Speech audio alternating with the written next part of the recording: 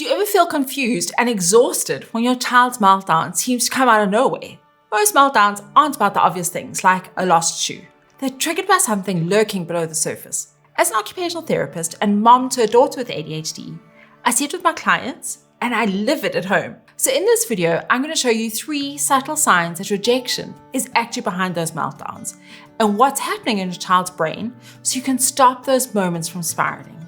Think about the last time you got too much sun. Your skin was so sensitive that even a light touch hurt. That's what rejection can feel like for a child with ADHD. Not just the big stuff like being excluded, but the tiny moments, a tone, a correction, a no, even a look.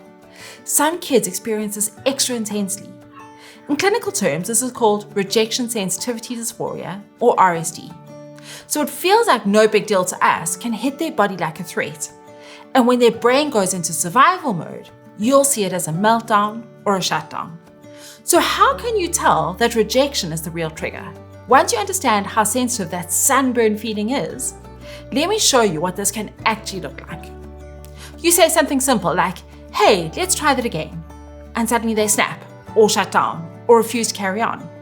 And you're sitting there thinking, that escalated so quickly.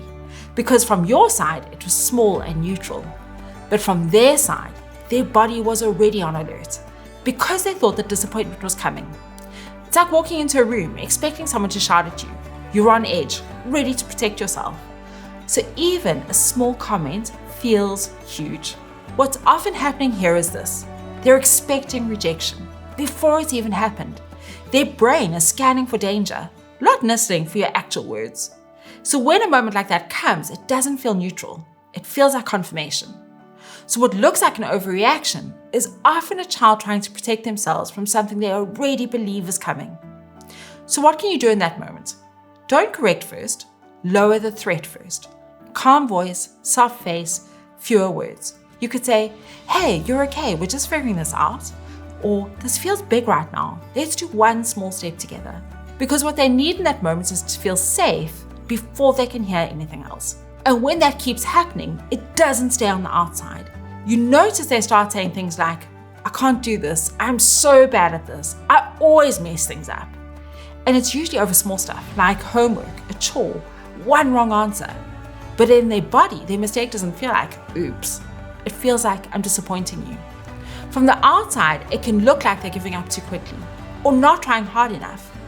But if you listen closely, there's something else underneath it. It's like they're keeping a running scoreboard in their head and every mistake adds another point against them.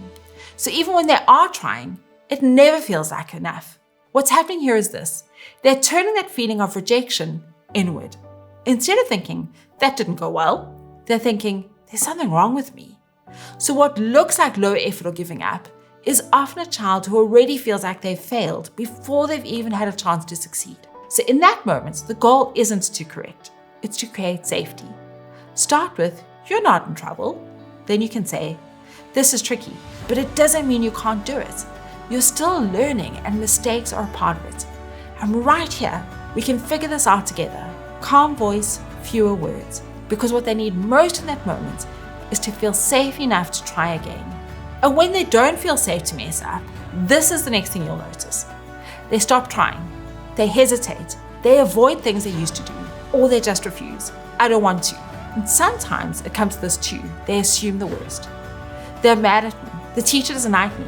Everyone thinks I'm bad at this. Even when nothing's been said. From the outside, it's confusing because you're thinking, but no one said that. Where is this coming from? It's like reading a text and automatically hearing an angry tone when it's not. What's often happening here is this. They're trying to avoid feeling that rejection again. Because to them, getting it wrong once didn't feel like a mistake. It felt like proof. Proof they're not good enough and proof it'll happen again. So their brain says, let's not go there at all.